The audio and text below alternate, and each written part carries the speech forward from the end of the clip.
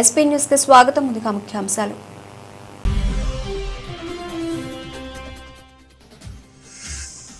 దేశ ప్రయోజనాల విషయంలో రాజీ పడే ప్రసక్తే లేదన్న ప్రధాని. అహ్మదాబాద్ బహిరంగ సభలో మాట్లాడిన మోదీ.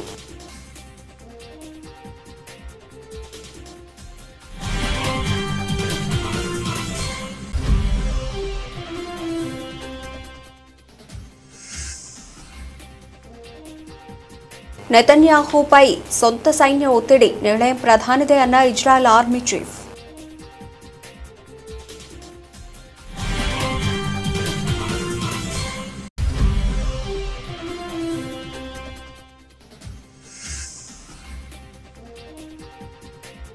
చైనాతో వాణిజ్య యుద్ధంపై డొనాల్డ్ ట్రంప్ ఘాటు వ్యాఖ్యలు. బీజింగ్ పోటీకి వస్తే వినాశనం తప్పదని గట్టి హెచ్చరిక.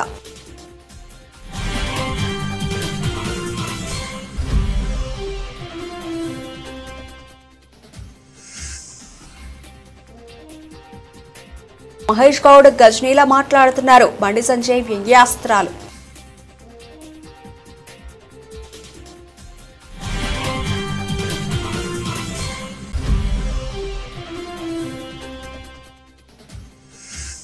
మద్యం తాగి వచ్చి పోలీస్ హోంగార్డుపై దాడి చేసిన జనసేన నేత. Home guard Mohan Rao మొహంపై పిడిగుద్దులు గుద్దిన curry Mahesh.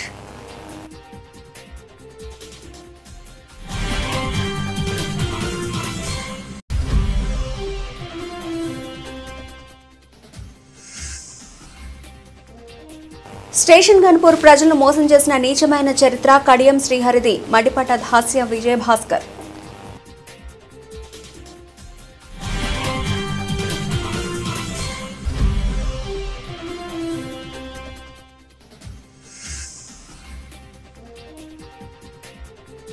తెలంగాణలో 8 మంది బీజేపీ ఎంపీల గెలుపు అక్రమమే. టీపీసీసీ అధ్యక్షులు ఎమ్మెల్సీ బొమ్మ మహేష్ కుమార్ గౌడ్ ఎద్దేవా.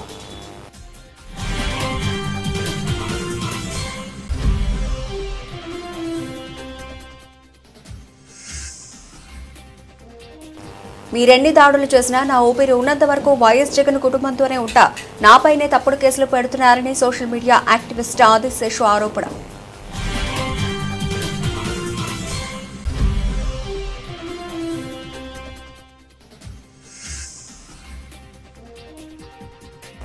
రాయలసీమలో చెరువులన్నీ జలాలతో కలకళ్లాడాలి. జలవనరుల శాఖ సమీక్షలో ముఖ్యమంత్రి చంద్రబాబు.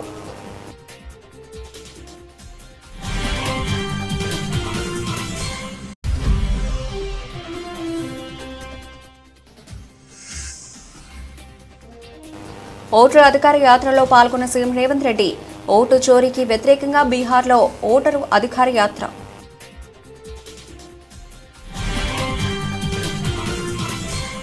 దేశ ప్రయోజనాల విషయంలో రాజీ పడే ప్రసక్తే లేదని ప్రధాని నరేంద్ర మోదీ స్పష్టం చేశారు.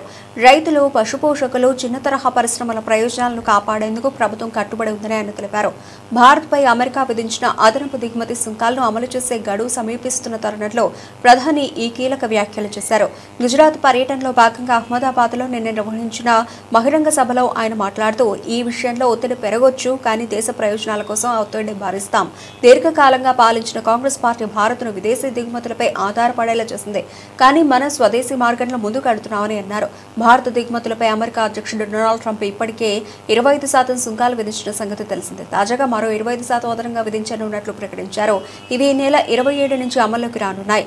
వైట్ హౌస్ వాణిజ్య సలహాదారు పీటర్ నవారో ఇటీవల మాట్లాడుతూ ఈ గడువును పొడిగించే అవకాశం లేదని పేర్కొన్నారు. భారత్ ఇప్పటికే ఈ అదనపు సుంకాలను అన్యాయమైనవి, అనుచితమైనవిగా పేర్కొంటూ ఖండించింది. ప్రధాని మోదీ తన ప్రసంగంలో స్వదేశీ భావనను గుర్తు చేస్తూ శ్రీకృష్ణుడి సుదర్శన చక్రం మరియు మహాత్మా గాంధీ చరక ఉద్యమాన్ని ఉదాహరించారు. అంతేకాదు దేశ శౌర్యాన్ని చాటి చెప్పిన ఆపరేషన్ సింధూర్ను ప్రస్తావించారు. आपसे त्योहारों का जिक्र किया था। ये त्योहारों का मौसम है। अब नवरात्रि, विजयादशमी, धनतेरस, दीपावली, ये सभी त्योहार आ रहे हैं। ये हमारी संस्कृति के उत्सव तो है ही, ये आत्मनिर्भरता के भी उत्सव होने चाहिए। और इसलिए मैं आपसे एक बार फिर अपना आग्रह दोहराना चाहता हूं और आज पूज्य बापू की धरती से देशवासियों से भी मैं बार बार आग्रह कर रहा हूं, हमें जीवन के अंदर एक मंत्र बनाना है। हम जो भी खरीदेंगे वो मेड इन इंडिया होगा, स्वदेशी होगा। घर की साज सज्जा के लिए जो भी सामान हो, मेड इन इंडिया हो। यार दोस्तों को गिफ्ट के लिए कुछ देना है, उपहार वही जो भारत में बना हो, भारत के लोगों द्वारा बनाया गया हो। और मैं विशेष रूप से दुकानदार भाई बहनों को कहना चाहता हूं, व्यापारियों से कहना चाहता हूं, इस देश को आगे बढ़ाने में आप बहुत बड़ा योगदान कर सकते हैं। आप तय कर लीजिए, विदेशी माल नहीं बेचेंगे। और बड़े गर्व के साथ बोर्ड लगाइए कि मेरे यहां स्वदेशी बिकता है। हमारे इन छोटे छोटे प्रयासों से ये उत्सव भारत की समृद्धि के महोत्सव बनेंगे। ఇజ్రాయెల్ ప్రధాని బెంజమిన్ నెతన్యాహుపై సొంత సైనిక నాయకత్వం నుంచి తీవ్ర ఒత్తిడి ఎదురవుతోంది. హమాస్తో బందీల విడుదల ఒప్పందానికి అవసరమైన అన్ని షరతులు సిద్ధంగా ఉన్నాయని, ఇక తుది నిర్ణయం తీసుకోవాల్సింది ప్రధానమంత్రినని ఇజ్రాయెల్ సైనిక దళాల chief of staff lieutenant general Eyal Zamir స్పష్టం చేశారు. ఈ కీలక పరిణామం నెతన్యాహు ప్రభుత్వాన్ని ఇరకాటంలో పడేసింది. గాజాలో బందీలకు ఉన్న వారిని విడిపించేందుకు జరగాల్సిన ఒప్పందానికి సంబంధించిన నిబంధనలను సైన్యం ఖరారు చేసిందని, ఇప్పుడు ఈ వ్యవహారం ప్రధాని చేతిలో ఉందని జమీర్ అన్నట్లు ఇజ్రాయెల్కు చెందిన ఛానల్ 13 మీడియా వెల్లడించింది. ఈజిప్ట్, ఖతార్ దేశాల మధ్యవర్తులు ప్రతిపాదించిన ఈ కొత్త ఒప్పందాన్ని హమాస్ ఇప్పటికే వారం క్రితం అంగీకరించినట్లు సమాచారం. దీని ప్రకారం 60 రోజుల కాల్పుల విరమణ సమయంలో 2 దేశాల్లో బందీలను విడుదల చేస్తారు. ఆ తర్వాత శాశ్వత సంధి కోసం చర్చలు జరుపుతారు. అయితే బందీలందరినీ ఒకేసారి విడిచిపెడితేనే ఒప్పందానికి అంగీకరిస్తామని పేర్కొంటూ నెతన్యాహు కార్యాలయం గతంలో కఠిన వైఖరిని ప్రదర్శించింది. మరోవైపు యుద్ధాన్ని వెంటనే ముగించి బందీలను సురక్షితంగా వెనక్కి తీసుకురావాలంటూ ఇజ్రాయెల్లో ప్రజా ఉద్యమం ఉధృతమవుతోంది. ఇటీవలే టెల్ అవీవ్లో 10,000 మందితో భారీ నిరసన ప్రదర్శన జరిగింది. ఆర్మీ చీఫ్ ప్రకటనను బందీల కుటుంబాల ఫోరం స్వాగతించింది. చాలా మంది ఇజ్రాయెల్ ప్రజలు కోరుకుంటున్న మాటల్ని జమీర్ చెప్పారు. బందీల విడుదల, యుద్ధం ముగింపు మా డిమాండ్ అని ఆ సంస్థ పేర్కొంది. ప్రభుత్వానికి వ్యతిరేకంగా ఈరోజు మరో భారీ నిరసనకు వారు సిద్ధమవుతున్నారు. ఈ రాజకీయ పరిణామాలు జరుగుతున్నప్పటికీ గాజాపై ఇజ్రాయెల్ దాడులు ఆగడం లేదు. నిన్న దక్షిణ గాజాలోని నాజర్ ఆసుపత్రి సమీపంలో జరిపిన దాడుల్లో 15 మంది మరణించారు. వీరిలో Reuters, Associated Press, Al Jazeera వంటి సంస్థలకు చెందిన 5 జర్నలిస్టులు కూడా ఉన్నారు. ఈ దాడిపై దర్యాప్తుకు ఆదేశించినట్లు ఐడీఎఫ్ తెలిపింది. గాజా నగరాన్ని అక్టోబర్ 7వ తేదీలోగా పూర్తిగా తమ ఆధీనంలోకి తీసుకోవాలని నెతన్యాహు లక్ష్యంగా పెట్టుకున్నట్లు తెలుస్తోంది. అయితే ఈ చర్య బందీల ప్రాణాలకు ప్రమాదకరమని, సైన్యంపై భారం పెంచుతుందని జనరల్ జమీర్ హెచ్చరించినట్లు స్థానిక మీడియాలో కథనాలు వస్తున్నాయి. హమాస్తో యుద్ధం కారణంగా గాజాలో మానవతా సంక్షోభం తీవ్ర స్థాయికి చేరింది. సుమారు 19 లక్షల మంది నిరాశ్రయులయ్యారని, ఆకలి, పేదరికంతో లక్షలాది మంది చనిపోయే ప్రమాదం ఉందని ఐక్యరాజ్యసమితి హెచ్చరించింది. చైనాతో కొనసాగుతున్న వాణిజ్య యుద్ధంపై అమెరికా అధ్యక్షుడు డొనాల్డ్ ట్రంప్ మరోసారి కీలక వ్యాఖ్యలు చేశారు. బీజింగ్తో మంచి సంబంధాలు కోరుకుంటున్నప్పటికీ వాణిజ్య వివాదాల్లో తమదే పైచేయి అని ఆయన స్పష్టం చేశారు. తమతో పోటీ పడాలని చూస్తే చైనాకు వినాశనం తప్పదని పరోక్షంగా గట్టిగా హెచ్చరించారు. ఈ సందర్భంగా ట్రంప్ మాట్లాడుతూ, వాణిజ్య పోరులో చైనా వద్ద కొన్ని కార్డులు ఉంటే తమ వద్ద అంతకంటే అద్భుతమైన కార్డులు ఉన్నాయని అన్నారు. వాళ్ళ దగ్గర కొన్ని కార్డులు ఉన్నాయి, కానీ మా దగ్గర అంతకంటే గొప్ప కార్డులు ఉన్నాయి. అయితే నేను వాటితో ఆడాలనుకోవడం లేదు. ఒకవేళ నేను ఆ కార్డులతో ఆడితే చైనా నాశనం అవుతుంది. అందుకే ప్రస్తుతానికి ఆ పని చేయను అని ట్రంప్ వ్యాఖ్యానించారు. కొన్ని రకాల అరుదైన ఖనిజాల సరఫరాను నిలిపివేయడం లాంటి చర్యలకు చైనా పాల్పడితే తీవ్ర పరిణామాలు ఉంటాయని ఆయన హెచ్చరించారు. అలాంటి పరిస్థితులు తలెత్తితే చైనాపై 200% వరకు సుంకాలు విధించడానికి కూడా వెనకాడబోమని ఆయన స్పష్టం చేశారు. వాణిజ్యపరంగా తమ ఆధిపత్యాన్ని బీజింగ్ సవాలు చేయలేదని ఆయన పేర్కొన్నారు. అదే సమయంలో ఇరు దేశాల మధ్య సత్సంబంధాల ప్రాముఖ్యతను కూడా ట్రంప్ ప్రస్తావించారు. ఏడాది చివరిలో గానీ, ఆ తర్వాత కొద్ది కాలానికి గానీ నేను చైనా పర్యటనకు వెడతాను. 2 దేశాల మధ్య అద్భుతమైన సంబంధాలు ఉండబోతున్నాయని ఆయన తెలిపారు.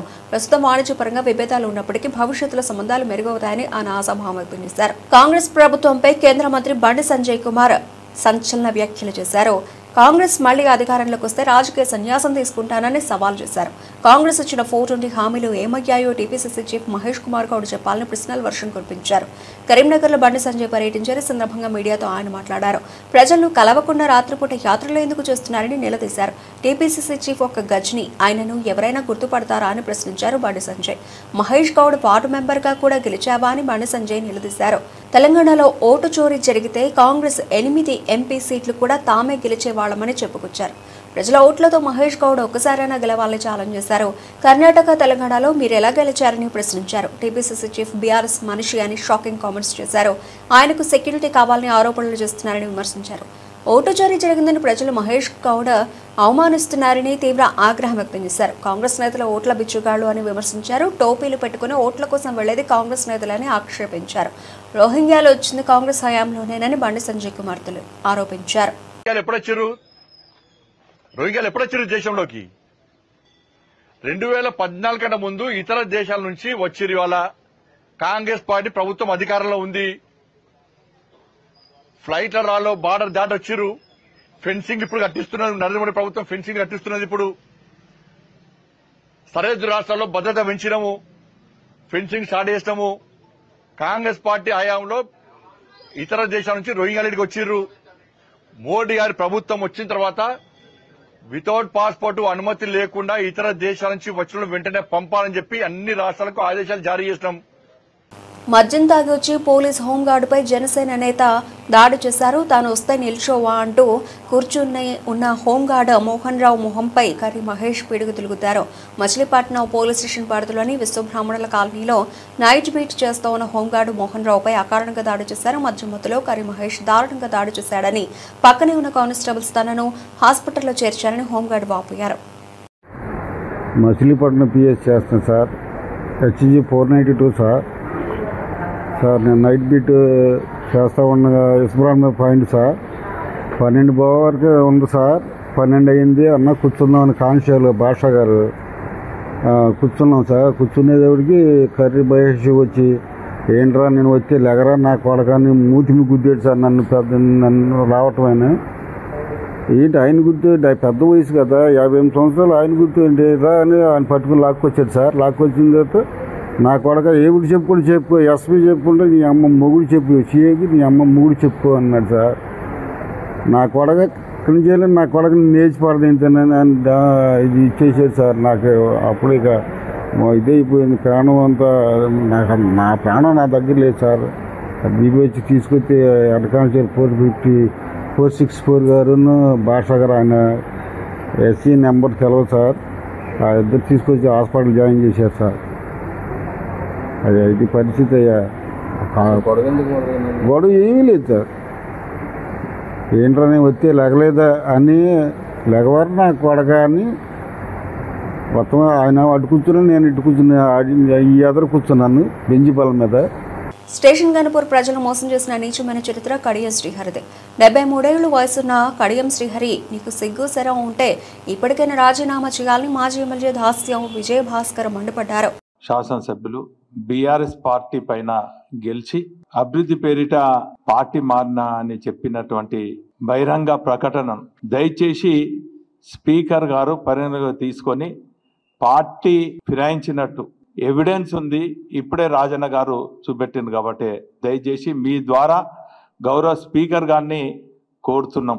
ఎందుకంటే కాంగ్రెస్ పార్టీ అధినేత రాహుల్ గాంధీ గారు ప్రజాస్వామ్యాన్ని పరిరక్షించాలని చెప్పి ఒక చేత రాజ్యాంగాన్ని పట్టుకొని దేశవ్యాప్తంగా పాదయాత్రలు చేస్తున్నారు. మరి ఈ రాష్ట్ర ఇన్ఛార్జ్ గారు కూడా పాదయాత్ర చేస్తున్నారు. మరి అటువంటి పార్టీ ఒకవైపు ప్రజాస్వామ్యం రక్షించాలంటారు.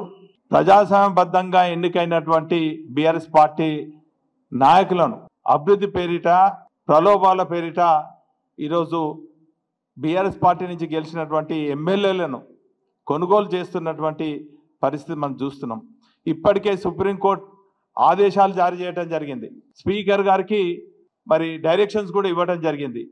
దయచేసి స్పీకర్ గారి మీద వారి ఆ చైర్ పైన మరి తెలంగాణ ప్రజలందరూ కూడా విశ్వాసం ఉంది కాబట్టి వెంటనే వారిపైన చర్యలు తీసుకొని మరి డిస్క్వాలిఫై చేయాలని చెప్పి మీ ద్వారా మేము స్పీకర్ గారిని కోరుతున్నాం. శ్రీహరి చరిత్రను దగ్గర నుంచి ఆయన రాజకీయ జీవితం దగ్గర నుంచి చూసినటువంటి వ్యక్తుల్లో వరంగల్ జిల్లా బిడ్డగా నేను గత కొన్నేళ్ల నుంచి కూడా చూస్తున్నా. ఒక్కళ్ళకి పదవి వస్తే ఓరోడు కుట్రలతోని కుతంత్రాలతోని తన రాజకీయ పునాది స్థాపించుకున్నాడు, సామ్రాజ్యాన్ని నిర్మించుకున్నాడు. స్వయంగా చూసినాను. ఎన్టీఆర్ హయాంలో 94లో మొదటి దఫాలో మా సోదరునికి మంత్రి పదవి ఇస్తే నలుగురిని కూడగట్టుకొని లక్ష్మీ పార్వతి దగ్గర కాలు మొక్కి పదవి సంపాదించుకున్నటువంటి ఒకవైపు లక్షల కోట్ల దోపిడీ, మరోవైపు కుటుంబ తగాదాలు. కేసీఆర్ కాలగర్భంలో కలిసిపోయినట్టే. తెలంగాణలో 8 మంది బీజేపీ ఎంపీల గెలుపు అక్రమమే. ఈసీ మీద సందేహాలు కలుగుతున్నాయని టీపీసీసీ అధ్యక్షులు ఎమ్మెల్సీ మొమ్మ మహేష్ కుమార్ గౌడ్ ఎద్దేవా చేశారు. నేను రాజకీయాలు మాట్లాడటానికి వచ్చాను ఇవాళ. 10 ఏళ్లు మనకు మోసం చేశాడా కేసీఆర్? లేదా? అడుగడుగునా మోసం చేశాడు కదా, అందుకే ఇంటికి పోయినాడు, ఫామ్ హౌస్ లో కూర్చున్నాడు. ఇవాళ దోచుకున్న సొమ్ము బయటకు తీయమంటే సుప్రీంకోర్టుకి వెళ్ళి రక్షించమని వేడుకుంటా ఉన్నాడు. కాళేశ్వరంలో 1,20,000 కోట్లు పెట్టి గోదావరి నదిలో పోసి మన డబ్బులు వృధా చేసినటువంటి సందర్భం నిజమా కాదా?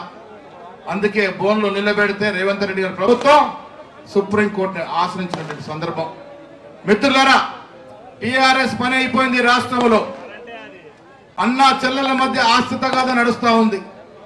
అది ఇప్పుడప్పుడే తెగదు, మళ్ళా ఎన్నికల నాటి కూడా తెగది కాబట్టి వారు రాజకీయంగా ఉండరు కాక ఉండరు అనే మాట చెప్తా ఉన్నాను.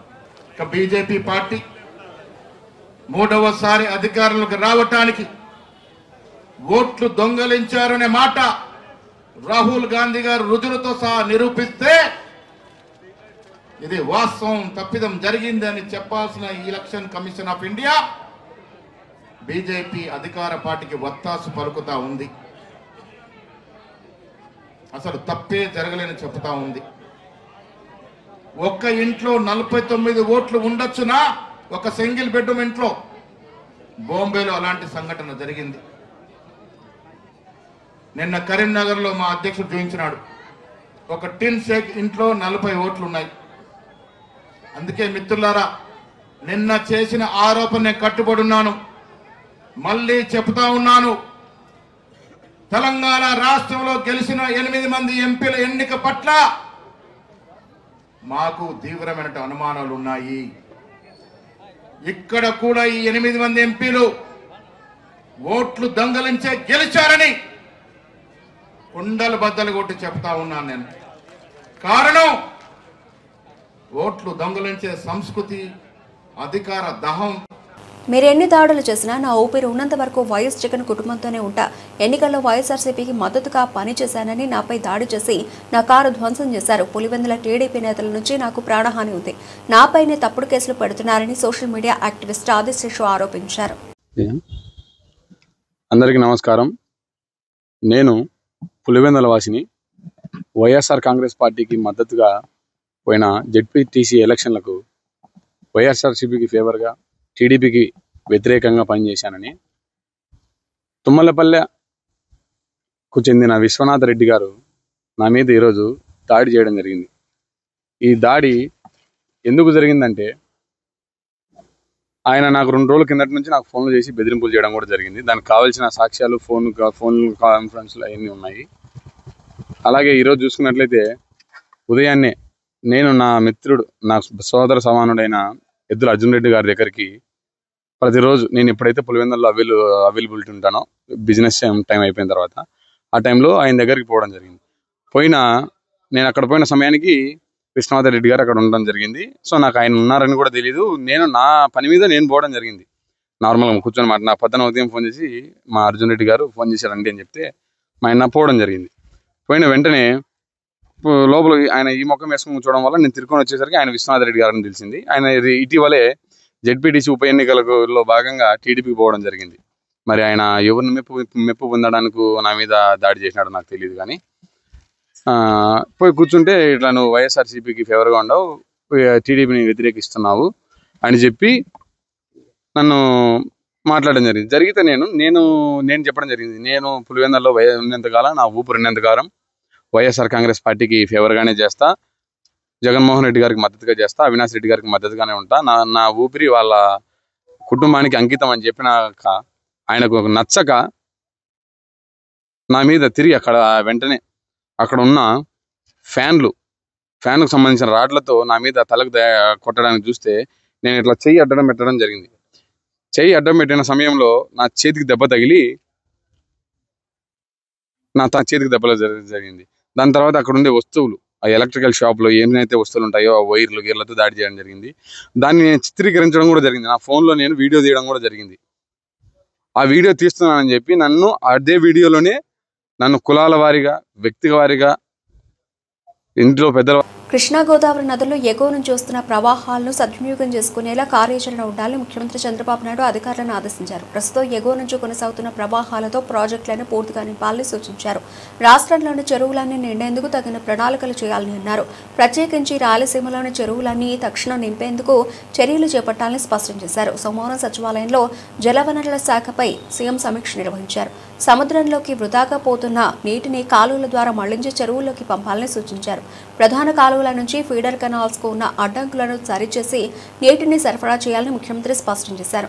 అడ్డంకులు తొలగించి నీరిస్తేనే ప్రజలకు, రైతులకు ప్రయోజనం కలుగుతుందని ముఖ్యమంత్రి అన్నారు. కుప్పం వరకు నీళ్లు తీసుకెళ్లినట్టే మిగతా ప్రాంతాలకు నీరు వెళ్లేలా చర్యలు చేపట్టాలన్నారు. సముద్రంలోకి వృధాగా ప్రవాహాలు వెళుతుంటే బాధ కలుగుతోందని సీఎం అన్నారు. వరద నీటిని సద్వినియోగం చేసుకుంటేనే రాష్ట్రానికి ప్రయోజనం కలుగుతుందన్నారు.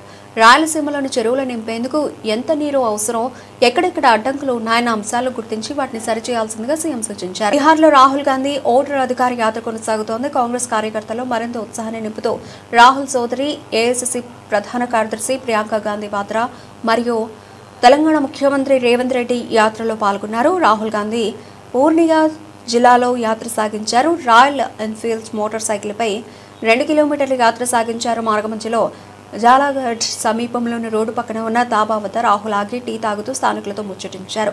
బీహార్లో అక్టోబర్, నవంబర్ మాసాల్లో అసెంబ్లీ ఎన్నికలు జరగాల్సి ఉన్నాయి. ఈ క్రమంలోనే ఎన్నికల కమిషన్ బీహార్లో స్పెషల్ ఇంటెన్సివ్ రివిజన్ చేపట్టడం, సవరించిన ఓటర్ల జాబితాను ప్రకటించడంపై విపక్షాల నుంచి తీవ్ర అభ్యంతరాలు వ్యక్తమయ్యాయి. లక్షలాది ఓటర్లను జాబితా నుంచి తొలగించారని, పెద్ద సంఖ్యలో నకిలీ ఓటర్లను చేర్చారని, తద్వారా బీజేపీతో కలిసి ఓట్ల చోరీకి ఈసీ పాల్పడుతోందని విపక్షాలు ఆరోపిస్తున్నాయి. అయితే ఈ ఆరోపణలకు ఆధారాలుంటే రాహుల్ అఫిడవిట్ సమర్పించాలని, అలా చేయకుంటే దేశ ప్రజలకు క్షమాపణ చెప్పాలని ఈసీ డిమాండ్ చేసింది. అయితే రాహుల్ తన వాదనకే కట్టుబడుతూ బీహార్లో ఓటర్ అధికార యాత్ర కొనసాగిస్తున్నారు.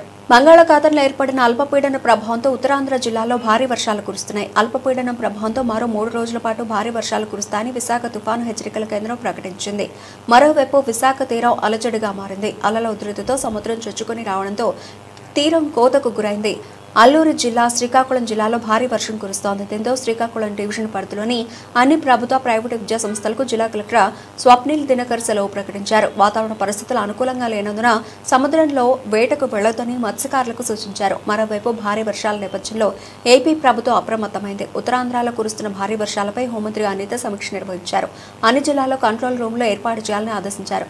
లోతట్టు ప్రాంతాలను అప్రమత్తం చేయాలని, క్షేత్రస్థాయిలో అధికారులు అందుబాటులో ఉండాలని సూచించారు. టీటీడీ స్థలం టూరిజం శాఖకు బదలాయించడం ఘోరమైన అపచారం.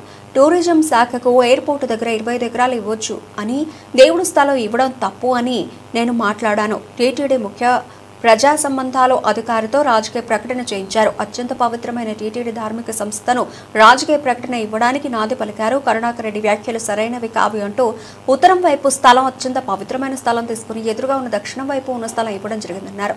2 సార్లు టీటీడీ చైర్మన్గా, 3 సార్లు బోర్డు సభ్యుడిగా, తిరుపతి స్థానికుడిగా చెప్పడం జరిగిందని టీటీడీ మాజీ చైర్మన్ భూమన కరుణాకర్ రెడ్డి అన్నారు. టీటీడీ స్థలాన్ని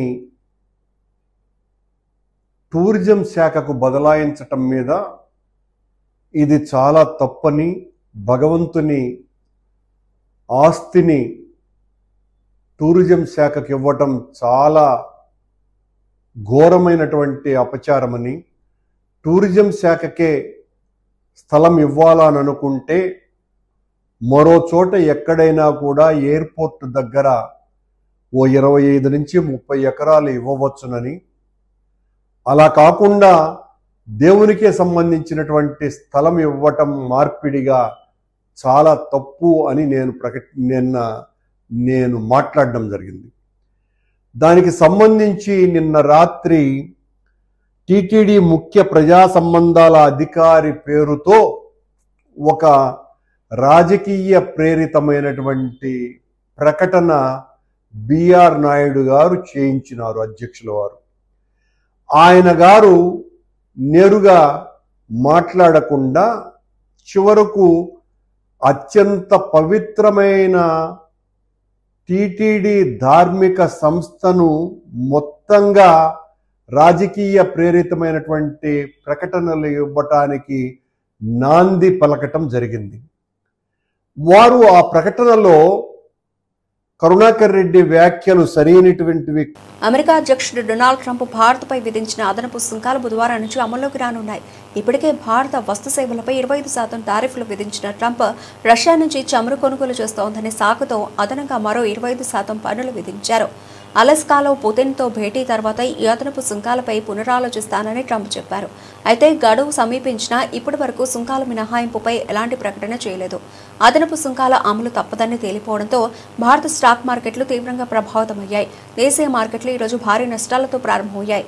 ఉదయం 9:30 సమయంలో సెన్సెక్స్ 600 పాయింట్లు నష్టపోయి 81,036 వద్ద ట్రేడ్ అవుతోంది. నిఫ్టీ 181 పాయింట్లు క్షీణించి 24,788 వద్ద కొనసాగుతోంది. డాలర్తో పోలిస్తే రూపాయి మార్గ విలువ 87.83గా ఉంది. లాభాల్లో హెచ్యుఎల్, నష్టాల్లో ఐసిఐసిఐ, హెచ్యుఎల్తో పాటు Bajaj Auto, Hero MotoCorp కంపెనీల షేర్లు నిఫ్టీ సూచీలో లాభాలు కొనసాగుతున్నాయి. అదే సమయంలో ICICI Bank, Tata Motors, doctor Reddy's labs, Tata Steel, Cipla షేర్లు నష్టాలు కొనసాగుతున్నాయి. బులెటిన్ ముగించే ముందు హెడ్లైన్స్ మరోసారి.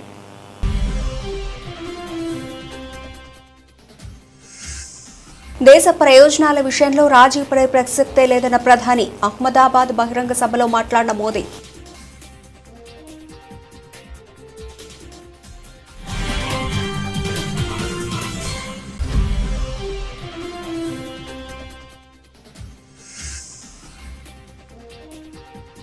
నెతన్యాహుపై సొంత సైన్య ఒత్తిడి, నిర్ణయం ప్రధానిదే అన్న ఇజ్రాయెల్ ఆర్మీ చీఫ్.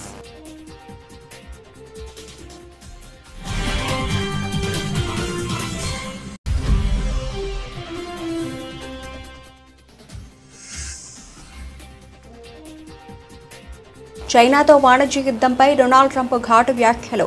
బీజింగ్ పోటీకి వస్తే వినాశనం తప్పదని గట్టి హెచ్చరిక.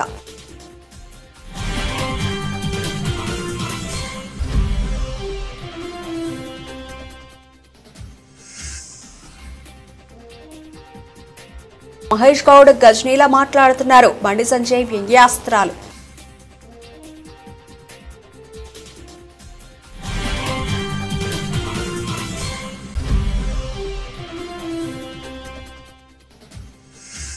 మద్యం తాగి వచ్చి పోలీస్ హోంగార్డుపై దాడి చేసిన జనసేన నేత, హోంగార్డు మోహన్ రావు మొహంపై పిడిగుద్దులు గుద్దిన కరీ మహేష్.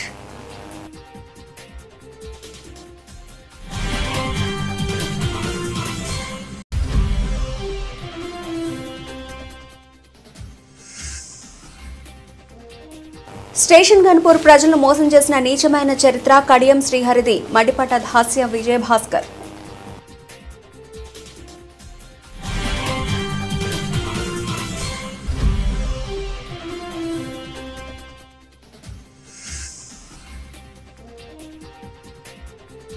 తెలంగాణలో 8 మంది బీజేపీ ఎంపీల గెలుపు అక్రమమే. టీపీసీసీ అధ్యక్షులు ఎమ్మెల్సీ బొమ్మ మహేష్ కుమార్ గౌడ్ ఎద్దేవా.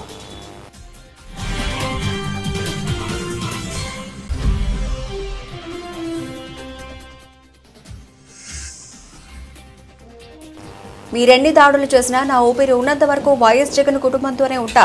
నాపైనే తప్పుడు కేసులు పెడుతున్నారని సోషల్ మీడియా యాక్టివిస్ట్ ఆది శేషు ఆరోపణ.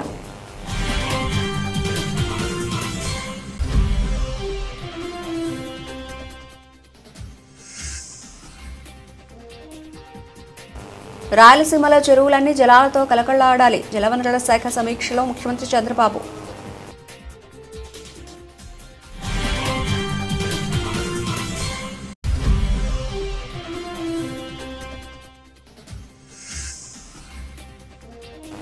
ఓటర్ అధికార యాత్రలో పాల్గొన్న సీఎం రేవంత్ రెడ్డి. ఓటు చోరీకి వ్యతిరేకంగా బీహార్లో ఓటరు అధికార యాత్ర.